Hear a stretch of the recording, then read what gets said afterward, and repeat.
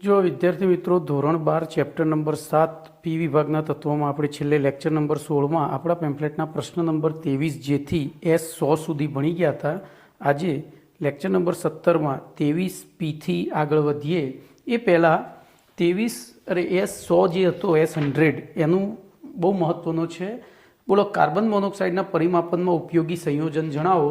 તો એમાં I2O5 આવે, ખાસ યાદ રાખજો. ચલો એના પછી આપણે જોઈએ 23P નંબરનો પ્રશ્ન. એનું વિધાન છે સમૂહ 16ના તત્વોના 17ના તત્વોના ઓક્સિજન સાથેના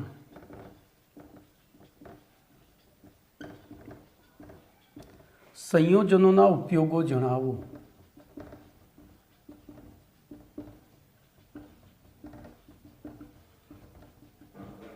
સમૂહ 17ના ઓક્સિજન સાથેના સંયોજનોના ઉપયોગો જણાવો.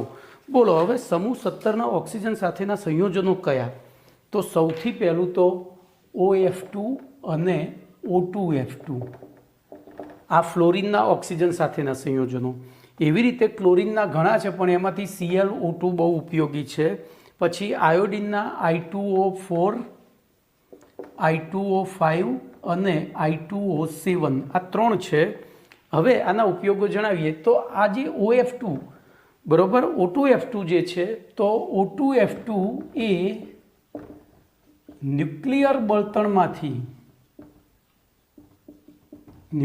બળતણમાંથી પ્લુટોનિયમને દૂર કરવા PuF6 માં રૂપાંતરિત કરવા માટે ઉપયોગી છે. બોલો કમ્પ્લીટ. એવી રીતે ClO2 તો ClO2 એ કાગળના માવા અને કાપડ ઉદ્યોગમાં રૂ અથવા તો કાપડને બરોબર રૂ અથવા કાપડનું વિરંજન કરવા માટે ઉપયોગી છે.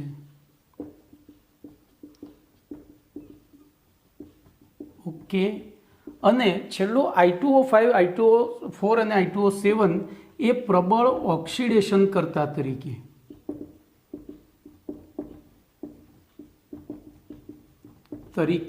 ઉપયોગી છે. જે પૈકી I2O5 હમણાં છેલ્લો પ્રશ્ન આપણે ભણી ગયા હતા. I2O5 એ CO નું પરિમાપન કરવા માટે ઉપયોગી છે. બોલો કમ્પ્લીટ. તો આ થયું સમૂહ 17ના તત્વોના ઓક્સાઇડ સંયોજનોના ઉપયોગો. હવે એના પછીનો પ્રશ્ન જોઈએ સમૂહ 23Q.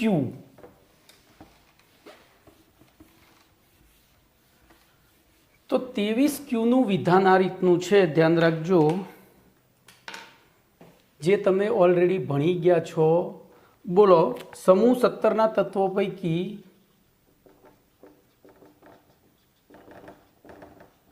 ફ્લોરિન એકમાત્ર -1 ઓક્સિડેશન અવસ્થા દર્શાવે છે.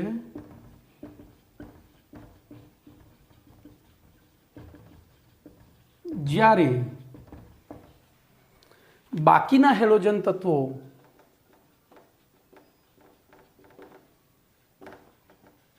બોલો શું કરે છે? તો +1, +3, +5 અને +7 ઓક્સિડેશન અવસ્થા પણ દર્શાવે છે.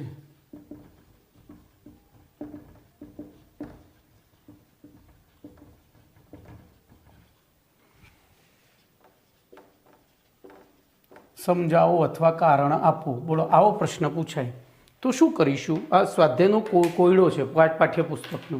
તો જો ચોપડીમાં લખ્યું એના કરતાં આપણે કંઈક સારી રીતે લખીએ તો આવર્ત કોષ્ટકના બધા જ તત્વો પૈકી ફ્લોરિન એ સૌથી પ્રબળ વિદ્યુત ઋણ તત્વ છે. વળી તેની બાહ્યતમ કક્ષાની ઇલેક્ટ્રોન રચના NH2NP5 છે, અરે સોરી 2s2 2p5 છે. NH2 ના લખાય અહીંયા, 2s2 2p5 છે અને તેમાં ડી કક્ષક ગેરહાજર છે.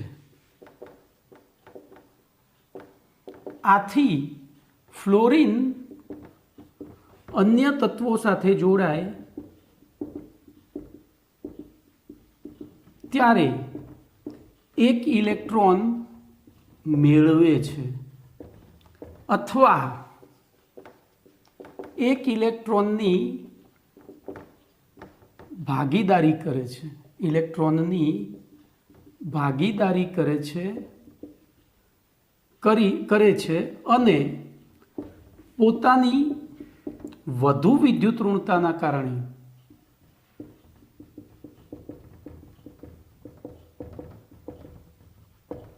તે -1 ઓક્સિડેશન અવસ્થા ધારણ કરે છે.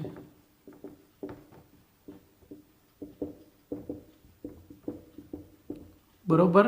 તેમાં ડી કક્ષકની ગેરહાજરીના કારણે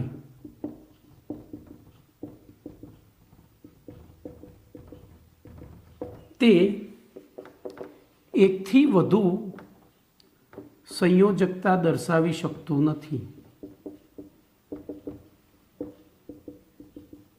આટલું લખ્યું. હવે લખવાનું, જ્યારે બાકીના તત્વોની બાહ્યતમ કક્ષામાં ડી કક્ષકની હાજરીના કારણે તે બોલો એક ઉપરાંત એકથી વધુ સંયોજકતાઓ પણ ધારણ કરી શકે છે.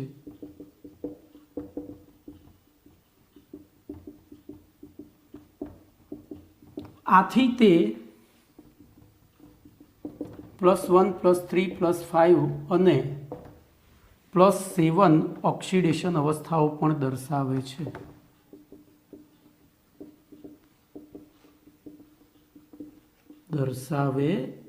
બસ આટલું લખો એટલે તમારો જવાબ પાક્કો થઈ જાય. બરોબર. ડી કક્ષકો હાજર છે એટલે તે એકથી વધુ ઓક્સિડેશન અવસ્થાઓ પણ દર્શાવે છે.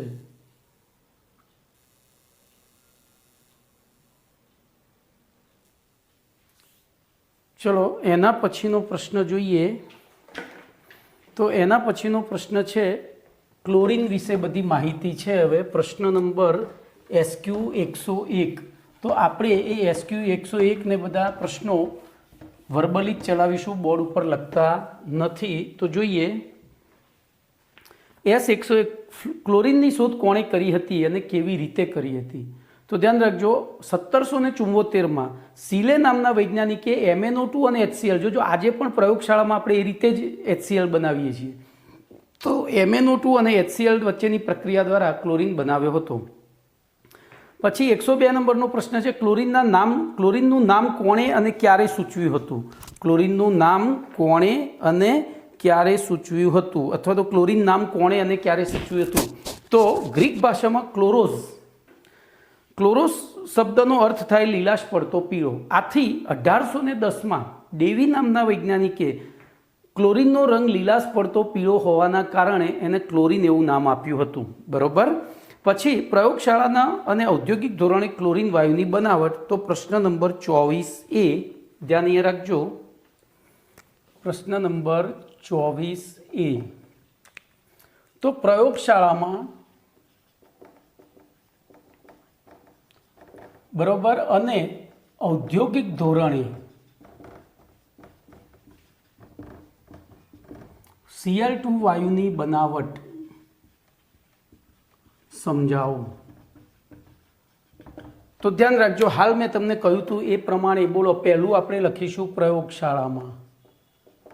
તો પ્રયોગશાળામાં એની બનાવટ જે છે, તો MnO2ની HCl સાથે પ્રક્રિયા કરીએ ત્યારે MnCl2 + Cl2 + H2O, આ યાદ રાખવાનું છે. બરોબર. હવે આને બેલેન્સ કરીએ તો Mn1 O2 તો O2 કરવા માટે અહીંયા બગડો મૂક્યો, પણ Cl કેટલા જોઈએ છે 4, તો અહીંયા ચોગડો મૂકીએ એટલે જો H પણ બેલેન્સ થઈ ગયા અને Cl પણ બેલેન્સ થઈ ગયા. હવે જો બીજી રીત પ્રયોગશાળામાં આપણને ખબર છે, બોલો આપણે HCl ક્યાંમાંથી બનાવતા હતા, તો NaCl અને H2SO4 ની પ્રક્રિયા દ્વારા. તો ધ્યાન રાખજો, MnO2 plus NaCl plus H2SO4, બોલો આ બેની પ્રક્રિયાથી આ બને એટલે નિપજ આ તો ફિક્સ જ થઈ ગઈ. MnCl2 plus Cl2 plus H2O વત્તા વધારામાં Na2SO4 બનશે. Na2SO4 બનશે કમ્પ્લીટ. કારણ કે આ બેની પ્રક્રિયા થઈને આ તો બનતો હતો જ HCl, અને HCl ની સાથે Na2SO4 બને તો એ HCl છે, આની સાથે સંયોજન આ નિપજ આપી. હવે આને બેલેન્સ કરીએ, બોલો આને બેલેન્સ કરીએ એટલે શું થશે, તો અહીંયા તમારે બોલો Mn1 O2 ને 4 6, તો અહીંયા 4 છે એટલે અહીંયા 2 લખવા પડશે, 6 થઈ ગયા. એ 6 થયા એની સાથે હાઇડ્રોજન કેટલા થયા, બોલો તો હાઇડ્રોજન 4 થયા, તો અહીંયા બગડો લખવો પડશે. એ બગડો લખશો એની સાથે SO4 બમણા થયા એટલે અહીંયા બગડો લખશો. એ બગડો એ થયો એટલે અહીંયા ચોગડો લખવો પડે. તો જુઓ બેલેન્સ થઈ ગયું, ચોગડો લખ્યો એટલે બેલેન્સ થઈ ગયું. Mn1 O2 ને 8 10, તો 4 દુ 8 ને 2 10, પછી Na4 તો Na2 દુ 4, Cl4 તો 2 ને 2 4, પછી હાઇડ્રોજન 4 તો હાઇડ્રોજન 4, સલ્ફર 1 તો સલ્ફર 1 ને ઓક્સિજન આપણે પહેલાં ગણી લીધા છે. ચલો ત્રીજી રીત કઈ, તો KMnO4 ની HCl સાથે પ્રક્રિયા કરવાની. તો KMnO4 પ્લસ HCl, બોલો શું થશે, તો અહીંયા તમને દેખાય, બોલો MnO ને HCl હોત તો આ તો બનતું હતું જ, અહીંયા વધારાનો KCl બનશે. તો MnCl2 plus Cl2 plus H2O plus KCl. તો આ ત્રીજી રીત થઈ, બરોબર. તો ત્રીજી રીતમાં આપણે શું હવે બેલેન્સ કરીએ, બોલો Mn1 K1 H તો 2 છે, તો અહીંયા મારે 2 લખવા પડે. એ 2 લખું એટલે Cl કેટલા થયા, 2 ને 2 4 અને 1 5 છે, બોલો. તો એને બેલેન્સ કરવા માટે મારે શું કરવું પડશે, અહીંથી 2 લખી અને પછી શરૂઆત કરવી પડશે, કારણ કે 1 થી થતું નથી. બોલો હવે 2 લખું તો અહીંયા 2 લખ્યા, અહીંયા 2 લખ્યા, કેમ, તો K અને Mn માટે. હવે O માટે 4 દુ 8, તો મારે અહીંયા 8 H2O લખવા પડે, ત્યારે 8 થયા. બોલો Cl હવે તો 8 H2O માટે મારે અહીંયા 16 H લખવા પડે, તો Cl ગણો તો કેટલા થયા, 2 દુ 4 ને 2 8 થઈ ગયા, તો 8 ને 2 10 થયા. કેટલા થયા, 8 ને 2 10. તો હવે આપણું બેલેન્સિંગ શું થશે, ફરીથી એક વખત જોઈ લઈએ. 16 એટલે 4 ને 2 6, 6 ને 2 8 થયા, 8 H2O, બરોબર. જુઓ તો બોલો હવે Cl ને બેલેન્સ કરવા માટે અહીંયા પાંચડો મૂકી દઈએ તો થઈ જાય. જુઓ 16 તો 2 દુ 4, 4 ને 10 14, 14 ને 2 16. ઓકે, તો આ થઈ તમારી પ્રયોગશાળામાં 3 બનાવટો. ચલો હવે ઔદ્યોગિક ધોરણ જોઈએ. તો ઔદ્યોગિક ધોરણે એનું ઉત્પાદન, તો ઔદ્યોગિક ધોરણે એક ઉત્પાદન તો આપણે ત્રીજા પાઠમાં ભણી ગયા છીએ, ત્રીજા પાઠમાં ઓલરેડી ભણી ગયા છીએ. બોલો શું ભણ્યા હતા, તો NaCl ના સાંદ્ર જલીય દ્રાવણ, જેને બ્રાઇન વોટર કહેવાય, નું ગ્રેફાઇટના ધ્રુવો વડે વિદ્યુત વિભાજન કરવામાં આવે, બોલો શું થાય ત્યારે, તો એનોડ ઉપર Cl2 અને કેથોડ ઉપર H2 વાયુ પ્રાપ્ત થાય છે. આ પહેલી રીત. હવે આડી અવળી લખાઈ ગઈ, આડી એ પહેલી રીત આપણે ત્રીજા પાઠમાં ભણી ગયા હતા. ચલો બીજી રીત, તો બીજી રીતમાં ડેક્કનની રીત છે. ડેક્કનની રીતમાં શું કરવાનું, તો HClનું હવામાંના ઓક્સિજન વડે CuCl2 ની હાજરીમાં, હવામાંના ઓક્સિજન વડે CuCl2 ની હાજરીમાં 723 કેલ્વિન તાપમાને સ્વયં ઓક્સિડેશન થવા દઈએ એટલે નિપજ તરીકે H2O અને HCl2 મળે. તો H2O પ્લસ Cl2. હવે આને બેલેન્સ કરીએ તો અહીંયા બોલો તો પાછો ઓનો ડખો ચડે એટલે અહીંયા આપણે મૂકીશું બગડો, તો અહીંયા મૂકીશું ચોગડો અને એના લીધે અહીંયા મૂકીશું બગડો. બોલો કમ્પ્લીટ.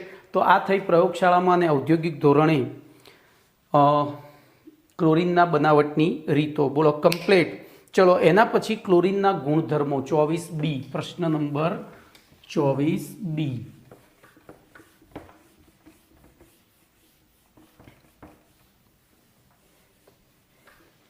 તો પ્રશ્ન નંબર 24B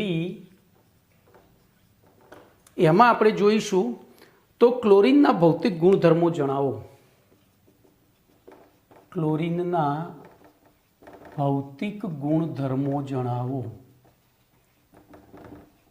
બોલો આ પ્રશ્નનો જવાબ આપવાનો છે. ક્લોરીનના ભૌતિક ગુણધર્મો જણાવો. તો બોલો કોઈ પણ વસ્તુના ભૌતિક ગુણધર્મો આવે એટલે એમાં શું લખવાનું હોય? તો સૌથી પહેલાં અહીંયા જોજો, ટાઇટલ મારશો તો તમારા બોર્ડની પરીક્ષામાં સમય બચશે. આપણે આવું ટાઇટલ મારી દેવાનું, ક્લોરીનના ભૌતિક ગુણધર્મો, અને પછી પહેલી વખત એકલું ક્લોરીન લખવાનું. તો ક્લોરીન તીવ્ર વાસ ધરાવતો ગુંગળામણકારી, એટલે કે જો શ્વાસોચ્છ્વાસનમાં આવે ને તો ગુંગળામણ થાય, કારી વાયુ છે. લીલાશ પડતા પીળા રંગનો વાયુ છે એવું લખી દેવાય. બોલો ગુંગળામણધારી અથવા તીવ્ર વાસ ધરાવતો ગુંગળામણકારી લીલાશ પડતો પીળો રંગ ધરાવતો વાયુ છે. હવે બીજા મુદ્દામાં તમારે પછી ક્લોરીન લખવાની જરૂર નથી, પછી ત્યાં લખી દેવાય તે હવા કરતાં 2.5 ગણો ભારે છે. પછી ત્રીજા મુદ્દામાં લખીશું તે સહેલાઈથી લીલાશ પડતા પીળા રંગના પ્રવાહીકરણ પામે છે, જે 239 કેલ્વિન તાપમાને ઉકળે છે. 239 કેલ્વિન તાપમાને ઉકળે છે. ચલો પછી શું લખીશું? તો ક્લોરીન એટલે કે તે પાણીમાં સુદ્રાવ્ય છે. બોલો આટલું લખવાનું છે. ચલો એના પછી પ્રશ્ન નંબર 24C. તો આ 24C બહુ લાંબો પ્રશ્ન છે, આપણે એના ટુકડા કરીને ભણીશું. બરોબર, પ્રશ્નનું ટાઇટલ હું પૂરું લખીશ, પણ એને આપણે ટુકડા કરીને ભણવું પડશે, એટલે બધા મુદ્દા અલગ અલગ બોર્ડ ઉપર સમાય નહીં ને. તો પ્રશ્ન નંબર 24C, ક્લોરીનના રાસાયણિક ગુણધર્મો જણાવો.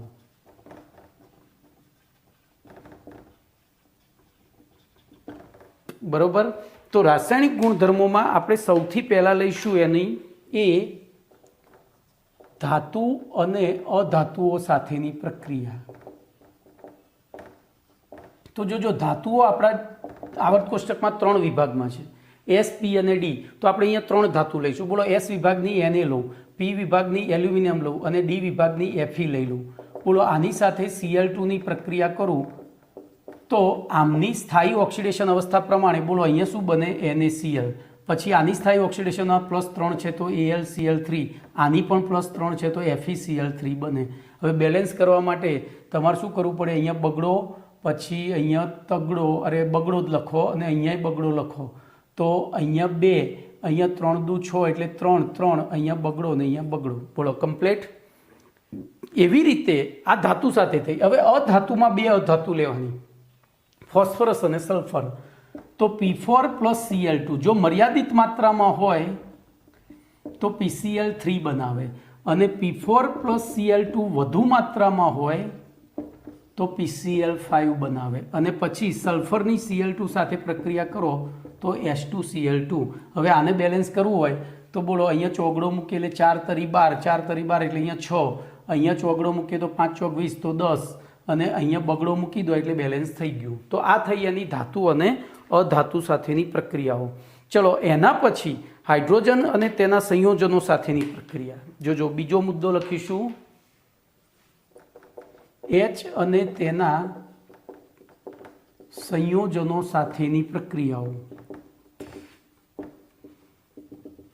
તો પહેલું H સાથે લઈએ તો H2 + Cl2 gives 2HCl. પછી H2S લઈએ તો Cl2 gives બોલો શું થશે? તો તો HCl છૂટો પડશે અને સલ્ફર છૂટો પડશે, બરોબર, 2HCl. હવે એના સંયોજનોમાં બીજું એક સંયોજન આપણે લઈશું કાર્બનિક, ટર્પેન્ટાઇન. ટર્પેન્ટાઇનનું આણ્વીય સૂત્ર છે C10H16, ધ્યાન રાખજો, વત્તા Cl2. તો નિપજ તરીકે આપણને HCl, બરોબર, અને તો HCl અને અહીંયા કાર્બન છે તો 10 કાર્બન મળે, બરોબર. બોલો, બેલેન્સ કરવા માટે અહીંયા હું 16 છે એટલે 16 HCl લખું તો અહીંયા 8 HCl લખવા પડે. એવી રીતે બોલો, અહીંયા 2 લખી આવી ગયું, બેલેન્સ થઈ ગયું છે આ તો, અને અહીંયા આ બેલેન્સ છે, તો ખાલી આટલું. તો હાઇડ્રોજન અને તેના સંયોજનોમાં આટલું લખવાનું. ઓકે, ચલો. એના પછી બેઝ સાથેની પ્રક્રિયા, તો આર્ય બહુ IMP છે ભાઈ. બેઝ સાથેની તો આપણે પહેલી ધાતુ સાથેની અને અધાતુ સાથેની કરી, પછી બીજી હાઇડ્રોજન અને તેના સંયોજનો સાથે, ત્રીજી લઈએ C, તો આલ્કલી સાથેની પ્રક્રિયા, એટલે કે બેઝ સાથેની પ્રક્રિયા. તો ધ્યાન રાખજો, Cl2 પ્લસ NaOH પણ કેવો, મંદ અને ઠંડો, આમાં બે વસ્તુ લેવાની છે. એવી રીતે Cl2 પ્લસ NaOH ગરમ અને સાંદ્ર. બોલો, આ બંને સાથે પ્રક્રિયા કરીએ એટલે શું થાય છે? તો પહેલું તો NaCl બને, પછી NaOCl બને, NaCl પછી NaOCl, અને પછી H2O બને. આ ત્રણ વસ્તુ બને આમાંથી, NaCl, NaOCl અને H2O. તો બેલેન્સ કરીએ તો બોલો, અહીંયા બગડો લખવો પડે કારણ કે બે Na છે. બોલો, Cl બેલેન્સ થઈ ગયા, O બેલેન્સ થઈ ગયા, H પણ બેલેન્સ થઈ ગયા. Cl2 સાંદ્ર NaOH સાથે કરીએ ત્યારે શું થાય? તો ધ્યાન રાખજો, આ તો ખરું જ, NaCl ને H2O તો ખરું જ, પણ અહીંયા NaClO3 બનશે. શું બનશે? NaClO3. હવે અહીંયા ધ્યાન રાખજો, આવું કેમ થયું? તો ધ્યાન રાખજો, અહીંયા Cl નું ઓક્સિડેશન આંક 0 છે, અહીંયા -1 છે અને અહીંયા +1 થઈ ગયો. એવી રીતે આ પણ 0 છે, આ -1 થયો અને આ +5 થયું. આ પ્રક્રિયા આપણને શું સૂચવે છે? તો મંદ NaOH કરતાં સાંદ્ર NaOH પ્રબળ ઓક્સિડેશન કરતા છે, એને સ્વયં પોતે જોજો, એક ઓક્સિડેશન પૂરક છે એવું કહેવાય. ઓક્સિડેશન, આ ઓક્સિડેશન પ્રબળ ઓક્સિડેશન પૂરક છે, જ્યારે આ નિર્બળ ઓક્સિડેશન પૂરક, એ પોતે કરતો નથી ઓક્સિડેશન, પણ એની હાજરીમાં જો અહીંયા પ્રબળ ઓક્સિડેશન થયું, નિર્બળ થયું, જ્યારે અહીંયા પ્રબળ થયું, બરોબર. ચલો, ત્રીજી પ્રક્રિયા ધ્યાન રાખજો, તો Cl2 પ્લસ CaOH ટ્વાઇસ. બોલો, હવે COH ટ્વાઇસ પાછો કેવો થયો? તો COH ટ્વાઇસ સાથે લઈશું એટલે કે ફોડેલા ચૂના સાથે આની પ્રક્રિયા કરીએ તો આલ્કલી છે આ પણ, તો એમાં આ નિપજ મળશે. એટલે જોજો, gives NaCl. હવે Ca ની ઓક્સિડેશન અવસ્થા +2 છે, Na ની, તો અહીંયા શું થશે? CaOCl ટ્વાઇસ, Cl ટ્વાઇસ વત્તા H2O કમ્પ્લીટ. હવે આ જે મિશ્રણ છે એમાંથી Cl2 તો વપરાઈ ગયો, આ પડ્યો રહ્યો હશે બધું, તો આ મિશ્રણને બ્લીચિંગ પાવડર કહે છે. તો જોજો, 1 માર્ક્સમાં પ્રશ્ન પૂછાય છે, આગળ આવશે જ. વિરંજક પાવડરનું સંગઠન, તો વિરંજક પાવડરના સંગઠનમાં COH ટ્વાઇસ, પછી NaCl, પછી COCl, અરે સોરી, અહીંયા NaCl લખ્યું છે મેં, CaCl2 આવશે. ભાઈ શું આવશે? કારણ કે CaCl2, તો COH ટ્વાઇસ, CaCl2, CaOCl2 અને H2O એ વિરંજન પાવડરનું સંગઠન છે. ઓકે, ચલો. એના પછી ઈ પ્રક્રિયા, તો ઈ પ્રક્રિયામાં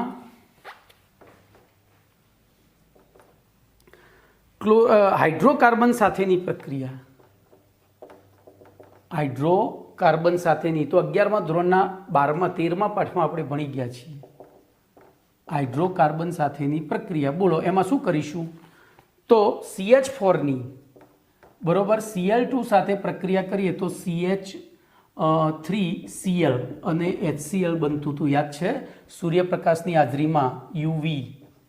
અને જો CH2 ડબલ બોન્ડ CH2 લઈએ એટલે આ હતું આલ્કેન, આ લીધું આલ્કિન, એની Cl2 સાથે ઓરડાના તાપમાને પ્રક્રિયા કરીએ તો યોગશીલ પ્રક્રિયા થઈ,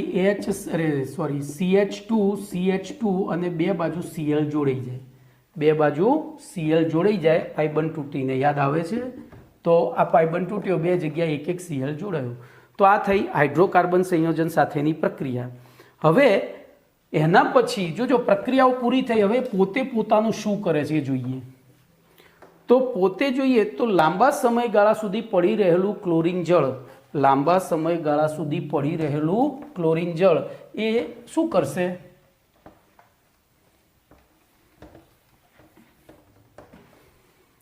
તો HCl અને HOCl બનાવે છે. HCl અને તો Cl2 એક્વિયસ, ધ્યાન રાખજો. એટલે એક્વિયસ એટલે શું થયું? આ વત્તા પાણી થયું. આની પ્રક્રિયા થાય ત્યારે HCl અને HOCl બને.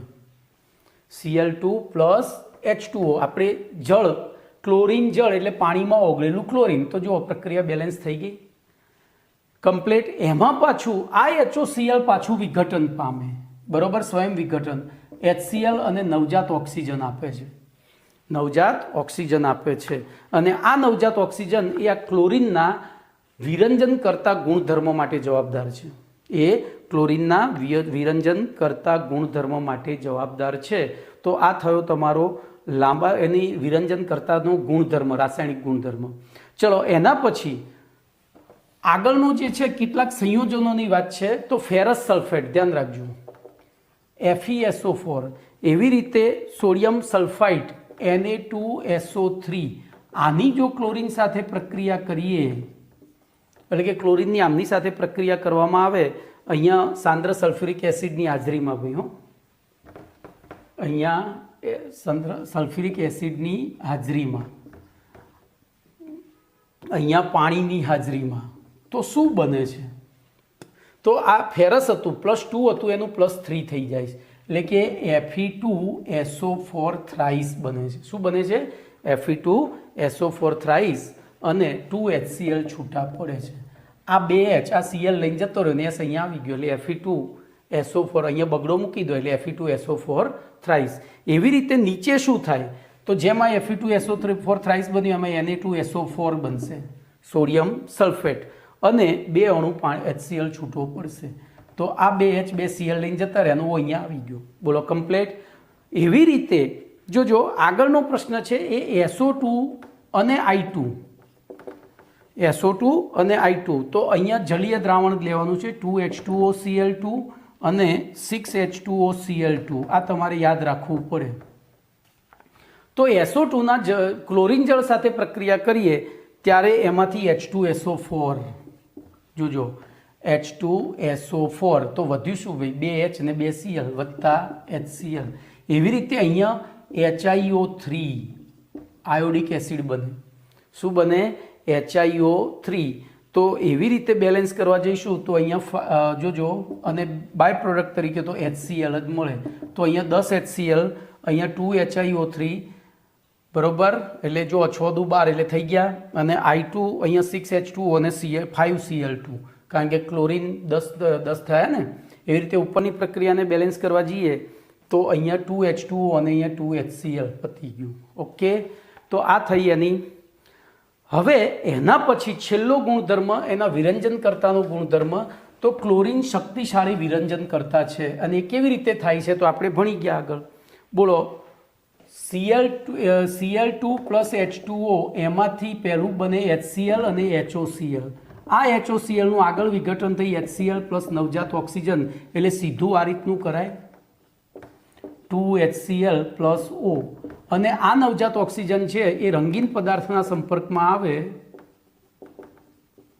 તો એને રંગવિહીન બનાવે છે, એને રંગવિહીન બનાવે છે. આમ આ થયું એનું વિરંજન કરતા તરીકેની લાક્ષણિકતા થઈ આ રહી. ઓકે, વિરંજન કરતા તરીકેની લાક્ષણિકતા થઈ.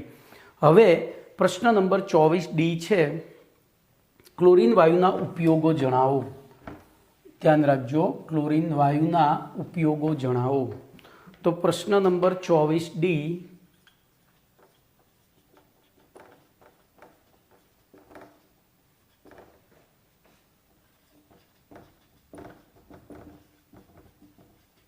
બોલો શું કરીશું આમાં ક્લોરીન વાયુના ઉપયોગોમાં? તો હાલ આપણે ભણી ગયા બધું લખવાનું છે, ધ્યાન રાખજો. પહેલું, કાગળના માવા અને કાપડ માટે જરૂરી રૂનું બ્લીચિંગ કરવા માટે, એટલે કે વિરંજનકર્તા તરીકે, બરોબર. પછી બીજું લખશે તો ગોલ્ડ એયુ અને પીટીના નિષ્કર્ષણમાં એયુ અને પીટીના નિષ્કર્ષણમાં. પછી ત્રીજું છે રંગકો, ઔષધો, પછી ડીડીટી, જોજો ડીડીટી, પછી ક્લોરોફોર્મ,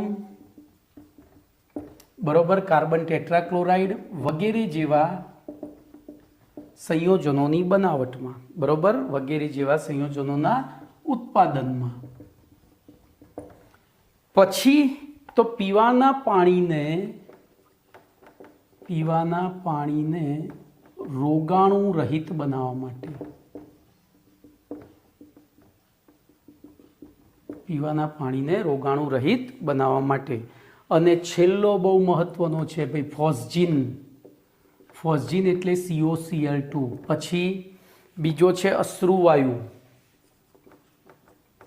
અશ્રુવાયુ એટલે CCl3NO2. શું થશે? CCl3NO2. અને છેલ્લો એના પછી છે મસ્ટાર્ડ ગેસ એટલે કે મસ્ટાર્ડ વાયુ. તો એ છે Cl2 CH2 CH2S CH2 Cl. હવે જોજો આના સામાન્ય અને IUPAC નામ પૂછાય છે. તો સામાન્ય નામ લખીએ તો શું થશે?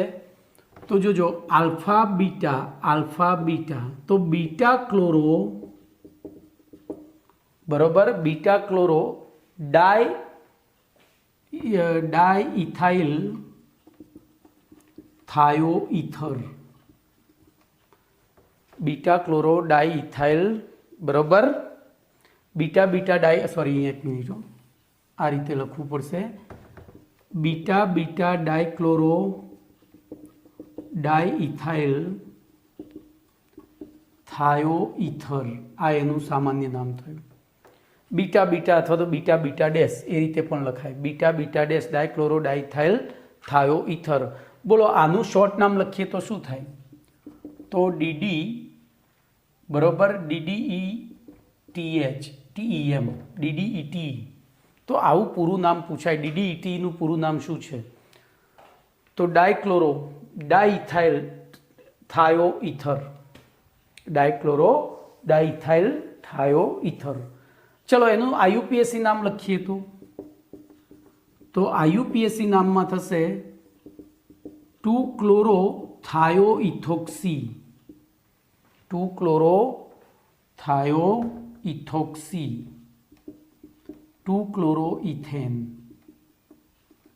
2-chlorothiooethoxy, 2-chloroethane. તો મસ્ટાર્ડ વાયુનું નામ યાદ રાખજો ખાસ. ઓકે, ચલો તો અહીંયા આ ગુણ પણ પૂરો થયો, આ પ્રશ્ન પણ. હવે 24E છે એ તમે હાલ ભણી ગયા. બોલો તમને એવું કીધું છે 24E કે Cl2ની ગરમ અને સાંદ્ર NaOH સાથેની પ્રક્રિયાનું સંતુલિત સમીકરણ લખો. બોલો, હું પ્રશ્ન નથી લખતો, સીધો જવાબ હાલ આપણે ભણી ગયા છીએ એટલે. બોલો, Cl2ની ગરમ અને સાંદ્ર NaOH સાથે પ્રક્રિયા કરીએ તો શું થાય? આપણને ખબર છે, પહેલું NaCl પ્લસ NaOCl3, અરે NaClO3, sorry, NaClO3 plus H2O. બોલો, કમ્પ્લીટ. હવે આને બેલેન્સ કરવાનું છે, તો બોલો બેલેન્સ કરવા માટે અહીંયા આ બગડો છો તો 6 અને આ લખી દેવાના 3. હવે બેલેન્સ કરી દો. ખાલી આ બાજુનું યાદ રાખવાનું, પેલું જાતે. તો બોલો અહીંયા હવે જોજો કઈ રીતે કરીશું. તો પહેલું પાણીનું કરી દઈએ. તો જોજો પહેલાં છે ને આનું કરાય, આ બેનું, આમાં એક છે એટલે બહુ વાંધો નહીં. તો એક અહીંયા 6 Na છે. હવે Cl આપણે કેટલા જોઈએ છે? તો 3 દુ 6.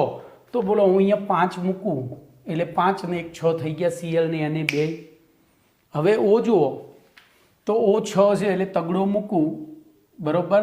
તો અહીંયા તો વધી ગયા, જો 5 તરી 15 થઈ ગયા એટલે આપણે 5 ક્યાં મૂકવા પડશે? અહીંયા મૂકવા પડશે, બરોબર. તો હવે જુઓ Na 6 અને Cl 6 થઈ ગયા. હવે વાત કરીએ Oની, તો O આપણી પાસે, અરે H છે 3 મૂકવું એટલે 3 ને 3 O થઈ ગયા. બોલો બેલેન્સ થઈ ગયું, ખબર પડી? બેલેન્સ થઈ ગયું. હવે આ પ્રક્રિયામાં ધ્યાન રાખજો, આગળ પાછો પ્રશ્ન છે, શું આ પ્રક્રિયા વિષમીકરણ પ્રક્રિયા છે? તો બોલો, અહીંયા એનો ઓક્સિડેશન આંક 0 હતો, અહીંયા -1 થયો અને અહીંયા +5 થયું. તો વિચારો તો શું થયું?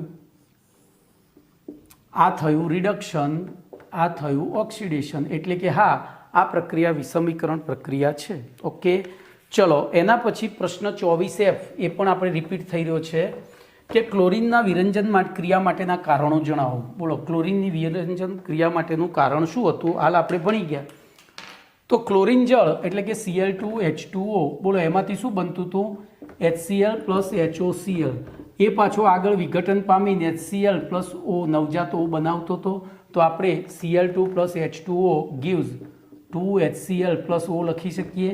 અહીંયા રંગીન પદાર્થ સાથે આ ઓની પ્રક્રિયા થાય એટલે નિપજ તરીકે શું મળી જાય? બોલો, તો રંગવિહીન પદાર્થ મળે. તો તમારે ખાલી આ 3 પ્રક્રિયાઓ લખવાની છે, બરોબર. અને એ આ ઓક્સિજનના કારણે શાકભાજી અને બીજા કાર્બનિક દ્રવ્યોનું વિરંજન કરે છે. ઓકે, ચલો એના પછી ક્લોરીનમાંથી બનાવી શકાય તેવા 2 ઝેરી વાયુઓના નામ. તો આપણે હાલ ભણી ગયા મસ્ટાર્ડ વાયુ, પછી ફોસ્જીન અને કાર્બન અશ્રુ વાયુ, આ 3 લખી દેવાના. પછી વિરંજન પાવડરનું સંગઠન મેં તમને શીખવાડી દીધું. કોની સાથે પ્રક્રિયા કરવાની? તો શું હતી? તો Cl2ની NaOH સાથે પ્રક્રિયા કરવાની, સાંદ્ર અને ગરમ, એટલે શું મળી જાય? મંદ અને ઠંડા સાથે. તો CaOCl2, પછી CaCl2, પછી COH ટ્વાઇસ અને H2O. એના પછી ક્લોરીન જળ કયા કારણથી તેનો પીળો રંગ ગુમાવે છે? આ પ્રક્રિયા લખી દેવાની. તો ક્લોરીનની જળની અંદર સ્વયં વિઘટન થઈ HCl અને HOCl બનાવે છે. HOClનું પાછું આગળ વિઘટન થઈ ઓક્સિજન મુક્ત થાય છે. એટલે આનો રંગ હતો પીળાશ પડતો લીલો, પણ પછી તો હાઇડ્રોક્લોરિક એસિડ ને ઓક્સિજન 2 રંગવિહીન, એટલે તે રંગ ગુમાવે છે.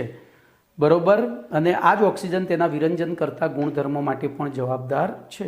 ચલો એના પછી પ્રશ્ન નંબર 105 SQ છે. 24G સુધી આપણે ભણી ગયા. હવે 105 લઈએ. તો હાઇડ્રોજન ક્લોરાઇડ કયા વૈજ્ઞાનિકે અને કઈ રીતે બનાવ્યો હતો? તો હાઇડ્રોજન ક્લોરાઇડ 1648માં ગ્લોબર નામના વૈજ્ઞાનિકે મીઠા અને સાંદ્ર સલ્ફ્યુરિક એસિડ સાથેને ગરમ કરી, આપણે જાણીએ છીએ મીઠા અને સાંદ્ર સલ્ફ્યુરિક એસિડના ગુણ ઉપયોગો ભણી ગયા હતા. એના કરતાં ઊંચી બાષ્પશીલતા ધરાવતા એસિડની બનાવટમાં એ ઉપયોગી છે.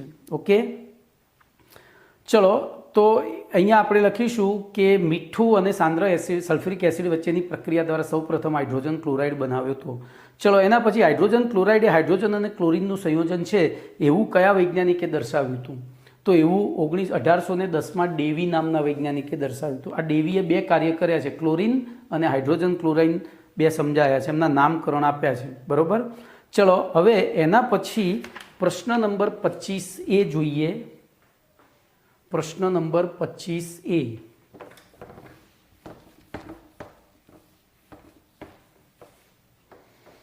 તો 25A નું વિધાન છે HCl વાયુની બનાવટ અને ભૌતિક ગુણધર્મો જણાવો.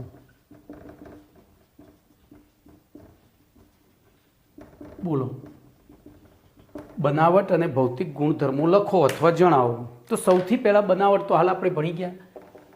NaClની સાંદ્ર H2SO4 સાથે પ્રક્રિયા કરીએ 420 કેલ્વિન તાપમાને, યાદ રહી જાય એવું છે.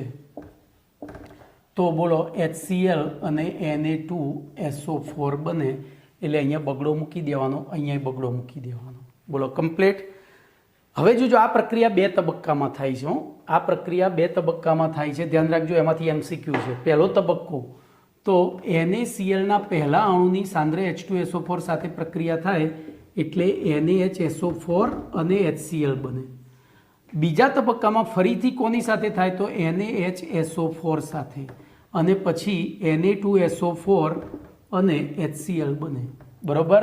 હવે જો તમે સલ્ફ્યુરિક એસિડ 2 તબક્કામાં વિયોજન થાય છે અને આનો Ka જે છે એ >10 હતો, એટલે કે આ પ્રક્રિયા ઝડપી પ્રક્રિયા થઈ. આ 420 કેલ્વિન તાપમાને થાય છે.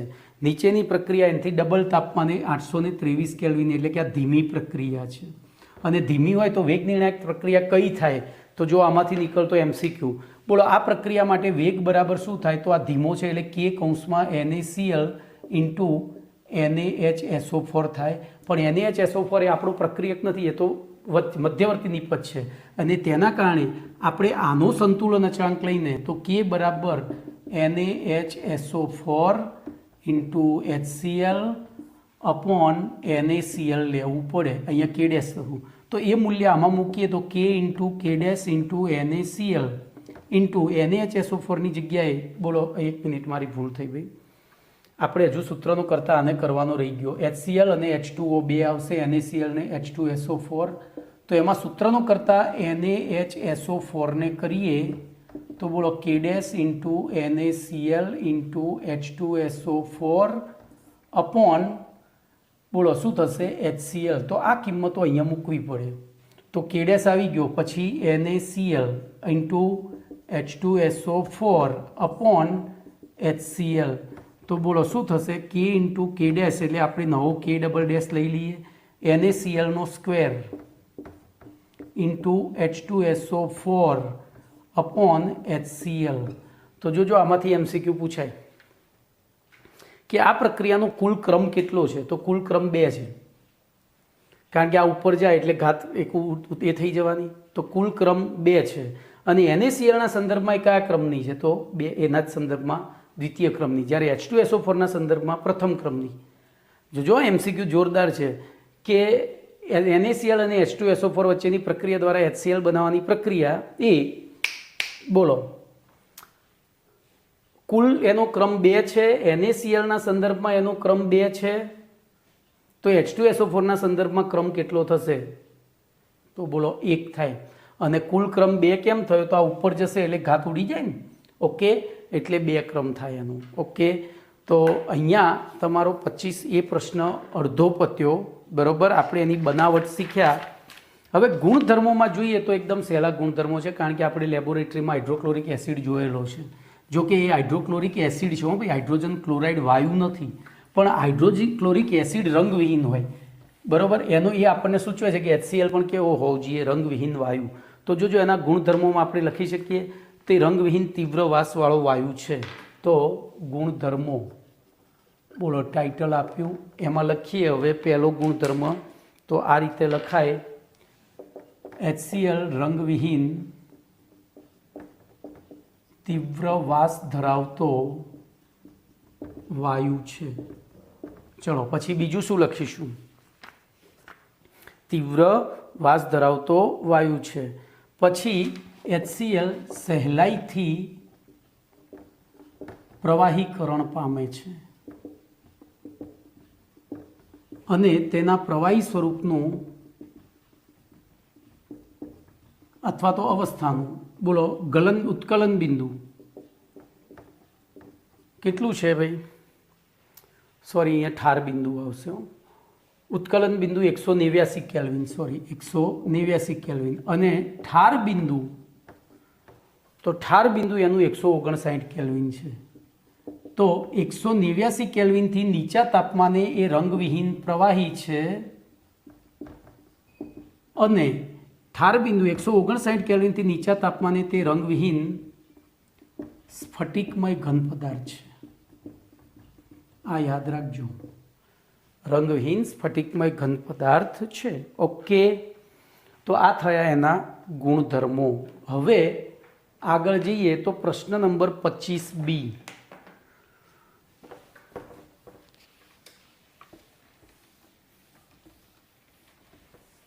બોલો, પ્રશ્ન નંબર 25B નું વિધાન આ રીતનું છે કે HCl વાયુના રાસાયણિક ગુણધર્મો જણાવો.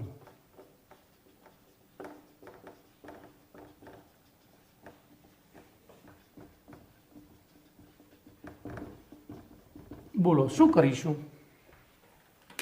HCl વાયુના રાસાયણિક ગુણધર્મો.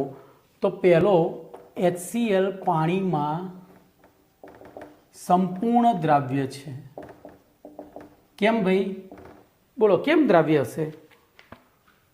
તો એ H બંધ નથી બનાવતો કે બનાવે છે? તો જોજો, ધ્યાન રાખજો, HOH અહીંયા અબંધકારક ઇલેક્ટ્રોન યુગ્મ -Δ +Δ, હવે HCl તો જો આ રહ્યો H છે ને એ આના વડે આકર્ષાય છે.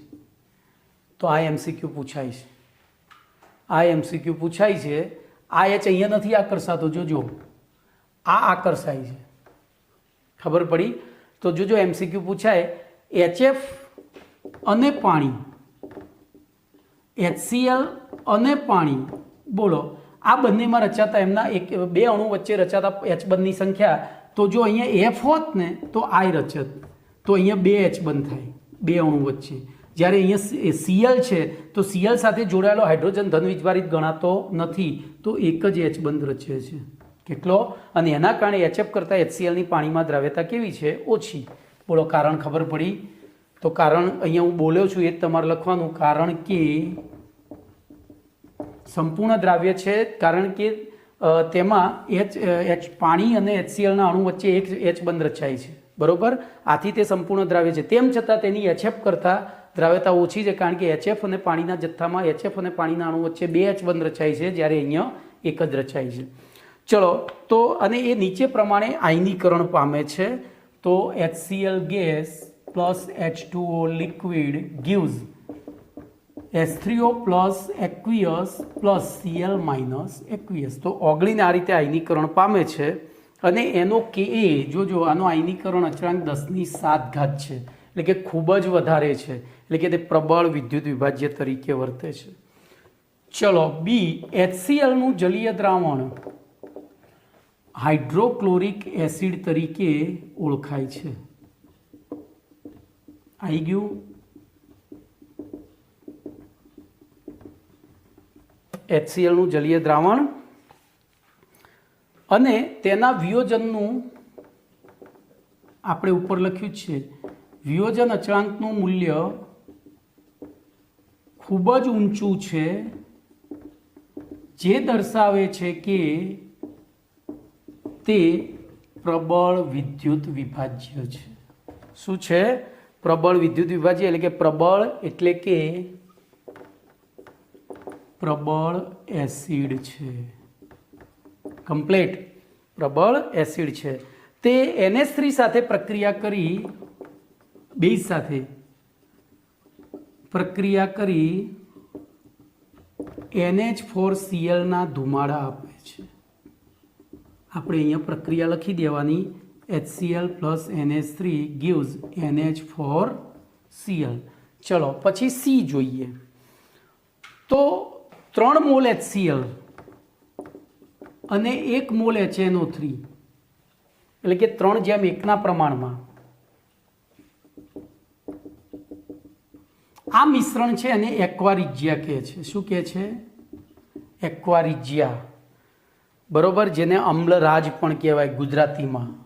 અમ્લરાજ, એસિડોનો રાજા.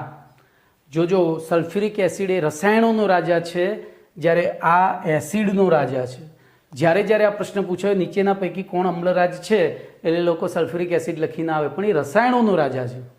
કિંગ ઓફ કેમિસ્ટ્રી છે અને આ કિંગ ઓફ એસિડ છે. ઓકે, જે AU અને PT જેવી ધાતુઓને પણ પોતાનામાં ઓગાળે છે. તો એના સંકીર્ણ સંયોજનો બને છે, એના સૂત્રો આપણે લખવાના છે. તો એ લખીએ. હવે ધ્યાન રાખજો, આપણે આગળ ભણી ગયા હતા કે ક્લોરિન શેના કામમાં આવતું હતું? તો AU અને PTના નિષ્કર્ષણમાં. તો કેમ? તો હવે જોઈએ. તો AU plus 4H plus plus NO3 minus plus 4Cl minus gives AuCl4 minus plus NO plus 2H2O. આવી પ્રક્રિયા થાય એમાં. એવી રીતે PT લઈએ તો PT પ્લસ 16H પ્લસ, જોજો, plus 4NO3 minus plus 18Cl minus gives PtCl6 minus 2 plus 4NO plus 8H2O. બરોબર? તો આ બે પ્રક્રિયાઓ ખાસ યાદ રાખજો. આ નિષ્કર્ષણ માટેની પ્રક્રિયાઓ છે. એના પછી હાઇડ્રોક્લોરિક એસિડ એ કાર્બોનેટ સંયોજનો, હાઇડ્રોજન કાર્બોનેટ સંયોજનો અને સલ્ફાઇડ સંયોજનો સાથે નિર્બળ એસિડિક સંયોજનો અને બેઝિક ક્ષારોનું વિઘટન કરે છે. તો Na2CO3 પ્લસ HCl, જોજો આ પ્રક્રિયાઓ આવડે છે. NaHCO3 પ્લસ HCl અને Na2SO3, જો સોડિયમ સલ્ફાઇડ છે, સલ્ફેટ નથી, આ 3 પ્રક્રિયા કરો તો શું થાય બોલો? તો અહીંથી NaCl, બોલો ત્રણેય જગ્યાએ NaCl તો છૂટો પાડી જ દેવાનો. હવે બીજું વિચારો, ચલો હેડો. તો પહેલામાં હવે આનું વિઘટન થઈ જશે. વિઘટન થાય એટલે H2O પ્લસ CO2 શું બનશે? H2O plus CO2. બોલો એવી રીતે અહીંયા પણ H2O પ્લસ CO2 બનશે અને અહીંયા બોલો H2O પ્લસ SO2 બનશે. શું બનશે? H2O plus SO2. તો આ થયા તમારા HClના રાસાયણિક ગુણધર્મો. બરોબર. હવે સમયને ધ્યાનમાં રાખતા અહીંયા વિરામ આપું છું. બીજું નેક્સ્ટ ટાઈમ.